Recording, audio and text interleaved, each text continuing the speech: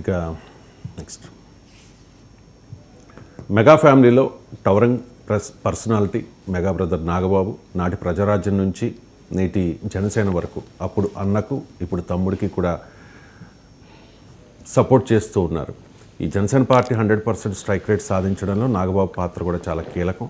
ఆయన పిఠాపురంలో పవన్ కళ్యాణ్ని ఓడిస్తామని చాలామంది నాయకులు అసెంబ్లీ గేట్ కూడా తాకనివ్వము అని చెప్పి శపథం చేస్తే, సవాల్ చేస్తే నాగబాబు చాలా ప్రెస్టీజియస్గా తీసుకుని పిఠాపురం మీద ఫోకస్ చేసి ఒక 70,000 ఓట్ల మెజారిటీతో తమ్ముడు పవన్ కళ్యాణ్ గెలవడానికి ఆయన కారణమయ్యారు. ఆయన త్యాగాలు కూడా చాలా చేశారు. ఇప్పుడు రాజ్యసభకు నాగబాబు, పవన్ కళ్యాణ్ ఢిల్లీ పర్యటనలో ఉన్నారు. ఆల్రెడీ భారతీయ జనతా పార్టీ పెద్దలతో ఈ రాజ్యసభకు నాగబాబును పంపించడం మీద మాట్లాడినట్టుగా వార్తలు వస్తూ ఉన్నాయి సార్, ఏమంటారు? మాట్లాడాల్సింది భారతీయ జనతా పార్టీ పెద్దలతో, ఇచ్చేది బీజేపీ కాదు, తీసుకునేది పవన్ కళ్యాణ్ కాదు కదా, ఇవ్వాల్సింది చంద్రబాబు నాయుడు కదా. అయితే ఎందుకు మాట్లాడుతున్నా అంటే బహుశా ఇప్పుడు 3 సీట్లు ఉన్నాయి రాజ్యసభకు.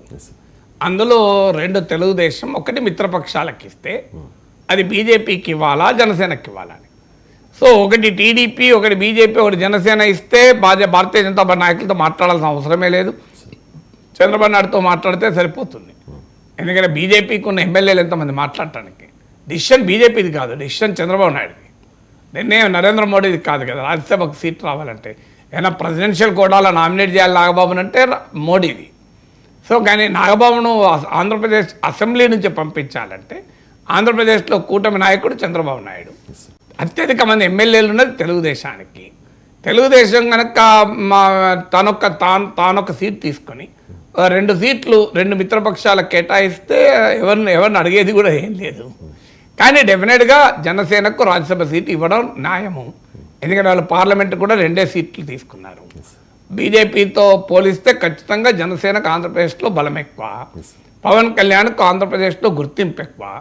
కూటమి అధికారంలోకి రావడంలో బీజేపీ పాత్రతో పోలిస్తే జనసేన పాత్ర, పవన్ కళ్యాణ్ పాత్ర అనేక రేట్లు ఎక్కువ. ఆ మాటకైతే బీజేపీని టీడీపీని కలిపింది కూడా పవన్ కళ్యాణ్. తెలుగుదేశం పార్టీ అధికారంలోకి వచ్చే ప్రక్రియలో జనసేనని తీసుకున్న నిర్ణయం గేమ్ చేంజర్ అని చంద్రబాబు నాయుడే బహిరంగంగా నందమూరి బాలకృష్ణ షోలో అన్నాడు. సో ఆ గేమ్ చేంజర్కు రాజ్యసభ సీటు ఒక పార్టీ రావడం న్యాయమే కదా. అందువల్ల అక్కడ ఎమ్మెల్యేలు 21 మంది ఉన్నారా అనేది యాంగిల్లో కన్నా కూడా ఈ ప్రాసెస్ అంటే ఎన్డీఏ అధికారంలోకి రావడము, తెలుగుదేశం మళ్ళీ అధికారంలోకి రావడము, చంద్రబాబు నాయుడు మళ్ళీ ముఖ్యమంత్రి కావడంలో పవన్ కళ్యాణ్ పాత్ర మ్యాన్ ఆఫ్ ద మ్యాచ్ అని నేను చాలాసార్లు చెప్పాను. So man of the match అన్న పదాన్ని ఫస్ట్ వాడింది నేనే. సో మ్యాన్ ఆఫ్ ద మ్యాచ్గా పవన్ కళ్యాణ్ ఉన్నాడు కనుక ఇది architect of victory of NDA. దాంట్లో చంద్రబాబు నాయుడు పాత్రను, లోకేష్ పాత్రను తగ్గించడం కాదు, ఒకరి పాత్ర చెప్పడం అంటే ఇంకొకరి పాత్ర లేదని కాదు. చంద్రబాబు నాయుడు పాత్ర లేకుండా తెలుగుదేశం ఎట్లా గెలుస్తుంది? ఆ మాటకొస్తే లోకేష్ పాత్ర కూడా చాలా కీలకం ఈసారి ఎన్నికల్లో గెలవడానికి. 2014లో కాకపోవచ్చు, 2024లో ఖచ్చితంగా లోకేష్ పాత్ర కూడా ఉంది. కానీ Pawan Kalyan significant role play చేశాడు కనుక రాజ్యసభ సీట్ 3 సీట్లలో జనసేనకు 1 సీట్ రావడం న్యాయం. అయితే భారతీయ జనతా పార్టీ దేశంలో అధికారంలో ఉంది, మా పెద్దన్న కదా, మరి మోడీనే కదా. అందువల్ల బహుశా బీజేపీ ఆ సీటు మాకే కావాలి అని ఏమైనా అడుగుతున్నదేమో. ఎందుకంటే బీజేపీకి రాజ్యసభలో సొంతగా మెంబర్షిప్ పెరగాలి కనుక. ఒక దశలో వైసీపీ ఎంపీలు బీజేపీలో చేరతారన్న ప్రచారం కూడా జరిగింది. గతంలో రాజ్యసభలో అవసరం కొరకు 4 టీడీపీ ఎంపీలు కూడా బీజేపీ తీసుకుంది. అందువల్ల బీజేపీ బహుశా ఆ 1 సీటు నాకు ఈ వార్తలు చూసి అనిపించేది 3 సీట్లు 1 సీటు మిత్రపక్షాలకు కేటాయించిన టీడీపీ అంగీకరిస్తే ఆ సీటు తమకే కావాలని బీజేపీ ఒత్తిడి చేస్తున్నట్టు కనబడుతోంది.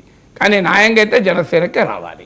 జనసేనకు వచ్చినప్పుడు నాగబాబుకు రావాలి. నాగబాబు మెగా కుటుంబంలో భాగమే కాదు కదా.